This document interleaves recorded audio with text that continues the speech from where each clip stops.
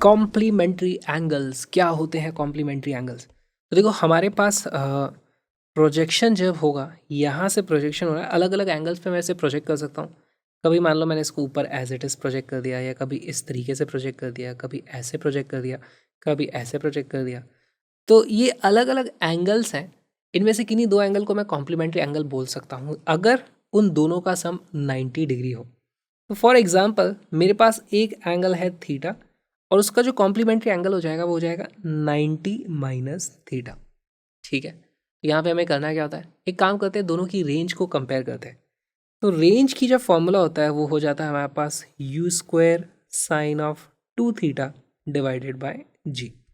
ठीक है, अब अगर हमारे पास angle of projection 90 minus theta हो जाएगा, जो कि हमारे पास अब हो गया कॉम्प्लीमेंट्री एंगल मेंटरी ऑफ थीटा। थीटा का कॉम्प्लीमेंट्री एंगल है ये। जैसे अगर थीटा की वैल्यू 30 डिग्री है तो ये हो जाएगा हमारे पास 60 डिग्री। इस केस में हमारे पास जो रेंज आएगी, रेंज की वैल्यू कितनी हो जाएगी, यू स्क्वायर साइन ऑफ हमारे पास 2 इंटू अंदर क्या चीज़ रहती है, जो प्रोजेक्शन का एंगल है वो लिखते हैं। इस बार प्रोजेक्शन हुआ है 90 माइनस थीटा पर, इस तरीके से। ठीक है, डिवाइडेड बाय जी। अब इसी को आप लिख सकते हो, ये आ जाता है u square into sine of 180 minus 2 theta divided by g. और इसको क्या लिखा जा सकता है, अगर हम इसको कन्वर्ट करें, साइन ऑफ 180 माइनस एनीथिंग जो भी होता है वो फिर से साइन उसी का बन जाता है, तो ये बन जाता है u square sine of 2 theta divided by g, जो कि हमारे पास रेंज के ही बराबर है। अगर ये थी R1 तो ये R2 है, तो यहाँ से हमें पता चल जाता है भाई R2 is equal to R1 आ गया। तो कॉम्प्लीमेंट्री एंगल्स की रेंज की वैल्यू सेम होती है, ये इसका सबसे इंपॉर्टेंट रिजल्ट है। इसको फील करने की कोशिश करो। अगर मैंने यहाँ पर प्रोजेक्शन किया था, फिर से यहीं से बनाता हूँ, देखो मेरे पास जो मैक्सिमम रेंज होती है वो कब होती है, जब एंगल की वैल्यू 45 डिग्री हो। उस केस में हमारे पास मैक्सिमम रेंज यहाँ पर देखने को मिलती है।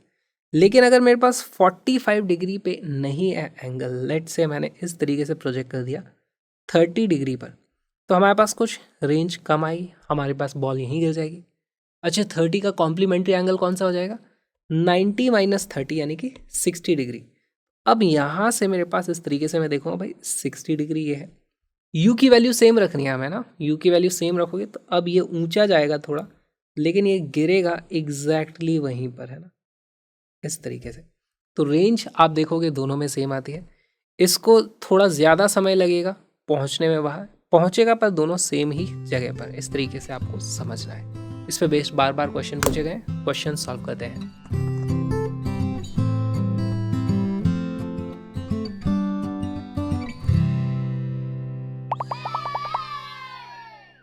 For angle of projection of a projectile 45 minus theta and 45 plus theta, the horizontal ranges described by the projectile are in the ratio of।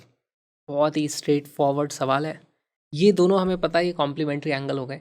क्यों? क्योंकि इन दोनों को आप ऐड करोगे ना, हमारे पास क्या आ जाता है 45 plus theta plus 45 minus theta, ये करोगे तो ये आ जाता है मेरे पास सीधे सीधे 90 डिग्री। इसका मतलब कॉम्प्लीमेंट्री एंगल्स, करेक्ट। इसका मतलब हमारे पास दोनों में रेंज की वैल्यू सेम आएगी, आंसर आ जाएगा 1:1। इसको आप इस तरीके से फील भी कर सकते हो। देखो इसको ऐसे याद रखना, जब भी हम 45 डिग्री पे प्रोजेक्ट करते हैं, 45 डिग्री हमारे पास मैक्सिमम रेंज आती है। अब यहाँ से आप कुछ एंगल इधर चले जाओ, कुछ एंगल इधर चले जाओ, है ना, ये भी थीटा है, ये भी थीटा है। 45 प्लस थीटा, 45 माइनस थीटा, दोनों में आपको जो रेंज मिलेगी वो कम मिलेगी, और दोनों की रेंज एक्चुअली सेम आती है। यही हमें यहाँ पे समझना था।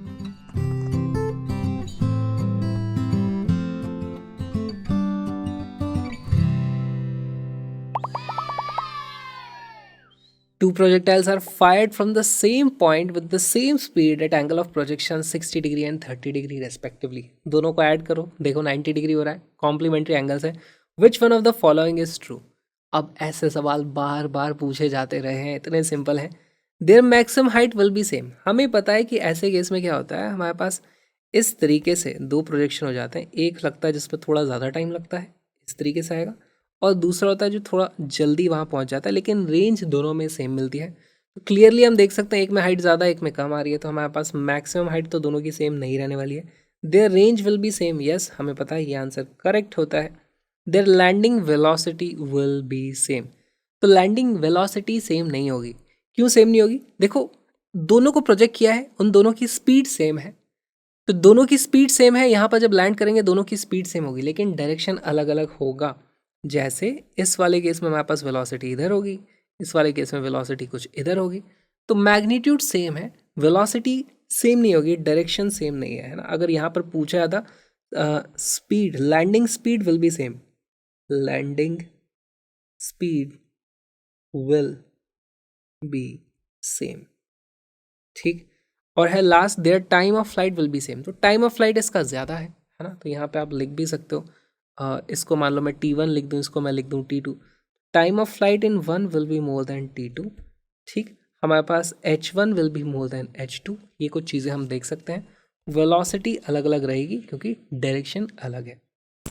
ये छोटा सा वीडियो जो आपने देखा, एक छोटा सा पार्ट है बढ़िया से क्रैश कोर्स का लिंक डिस्क्रिप्शन में है, बहुत सारे कलरफुल नोट्स हैं, सब कुछ मिल जाएगा डिस्क्रिप्शन में, लिंक पे आ जाओ, पूरे का पूरा कोर्स करोगे बहुत सारे प्रीवियस क्वेश्चन के साथ में। इससे अच्छा क्रैश कोर्स आपको और कहीं देखने को मिलेगा नहीं। सारे के सारे कॉन्सेप्ट्स, फुल सब्जेक्ट का full syllabus 11th and 12th, link is in the description, जल्दी से आ जाओ, मैं आपका वहाँ पे वेट कर रहा हूँ।